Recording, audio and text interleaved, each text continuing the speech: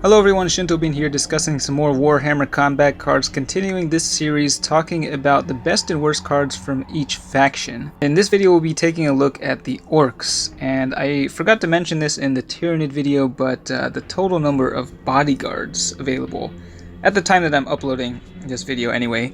For Orks, they got 75 bodyguards. Tyranids actually have 85. But let's start off looking at the Warlords. Orks actually have a lot of really solid Warlords. Pretty much all of them have powerful special rules and plenty of bodyguards that synergize well with them. You got Zodgrod, who sacrifices those cheap cards to make the big ones a lot stronger. Zagstruck is a really good melee option that's consistently able to get free damage in. Snickrot makes use of AoE and target acquired. Captain Badruk is a deadly ranged option. Mozrog, Scragbad is great if you want to run those big berserkers. And Supreme Commander Ghazghkull Thraka maybe is the weakest of the bunch in ranked mode, at least. Unless you have the Warlord at a really high level, because the Warlord himself hits like a truck. But at 400 points, he is easily one of the strongest Warlords. The regular Ghazghkull Thraka is not so great. He did get buffed recently, so he's getting plus 20 to his melee every time he kills something, but he is like the only Warlord that will not help you out until the Warlord himself drops on the field. So I would consider him to be like the least competitive option of the bunch. Now let's look at some of the best ranged units for the Orks. The number one spot I'm giving to the Gorkanaut. This card has had its ups and downs over time, but at the moment it is really strong. It can dish out tons of damage with the barrage. It punches really hard with the melee, and it's extremely tough because of those shields. The Snazwagon is one you see quite often as well.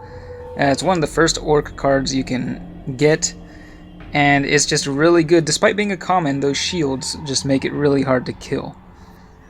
And then we got the Grot Tanks, very cheap but extremely useful. It is able to protect your more valuable cards and also increase their damage through the ranged scout. The Burna Bomber is a pretty new one, but a powerful aircraft with barrage. And then the last spot I'm just giving to the Blastojet. I do like running that big game hunter. There's also the Dakajet, but the Dakajet has a lot less health. Deals a lot more damage. It's a lot more explosive when you deploy it. And it can be pretty deadly with Badruk, but it's also just pretty flimsy. Now, if you want to get up and personal with the enemy, we got some powerful melee options here. Now, the first spot I'm giving to one of the Red Gobos because, well, all of the Red Gobos are pretty crazy. But this one in particular is just insane. 11 points, it has Endless and Death Blow, and a really big melee attack, so it's going to blow up twice, deal tons of damage, just probably the most cost-effective melee card in the Ork roster. And second, we got the Beast Boss on Squigosaur. At the lower levels, this guy is not so great, but as a legendary, once you level him up, the dual traits really start to work in your favor, and he gets that huge Furious Charge, and just ends up with better attack stats than the other big Berserkers, like the Squigoth or the Death Dread. The Deathkiller Wartrike, this one is really amazing, especially with boss Zagstruck, but really with any melee deck, and also has a massive ranged attack to boot, so just a really strong card there. The next one, the Gargant Smasher. This guy is a pretty new card. I don't actually have him in my collection, I believe, and there are a few other Orks with Inspiring Presence around the same cost. There's the Epic War Boss with Furious Charge as a secondary. That one is the one that I have been using most consistently, but this one at the max level is a little bit better because the Endless means it comes back with a big chunk of its health.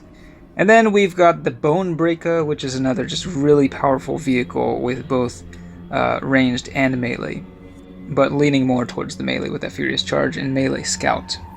And then we've got a miscellaneous group of cards here that just have really good value. The Red Gobbo, hands down, the most cost-effective card possibly in the game, just with the Endless and Taunt, and that amount of health for 10 points is just ridiculous. Ed Zappa is by far the best Psyker that the Orks have, and they don't have very many. But this guy, yeah, with the Sonic Blast, Warp Surge, really good stats for 20 points. You can throw him in almost any deck and you'll make it better. The Pain Boy is my go-to healer for the Orks. They have a few. The Pain Boy is the cheapest melee healer. There's also the Mech Boy, which is 12 points and has a ranged attack, but that one I found a little bit awkward to use. It just doesn't really have as good synergy with a lot of the other Warlords and deck builds, so I think the Pain Boy is in more cases the better option. Bomb Squig, 5 points, Death Blow, Furious Charge, what's not to love about that? And then at 3 points, the Gretchen with Taunt is able to sneak into a lot of different decks and just annoy the enemy for a little bit with that taunt, so pretty useful card. Most of the Ork cards are actually pretty good, I think, and they have their uses. These are some of the ones that I found to be the least useful. Still not a fan of anti-infantry. I think it's too niche of an ability, so I would never really run those guys, which is kind of a shame because they used to have better traits. Like the Mega Knob used to have a shield, the knob there, second from the left, that one used to have a taunt, I think. But they're nowhere near as good anymore. The Goth Rocker, I mean, there are better options when it comes to Inspiring Presence, and kind of same goes for like these other big game hunters. There are just other cards that do the same thing but better. So that's a quick rundown of the Ork roster. It was a little easier, I think, to pick out the really strong cards, but let me know if you agree or disagree with my choices, and if you have any favorite Ork card that I didn't include in this video. Let me know in the comments, but that's it for this one. Thanks for watching, and I will see you next time.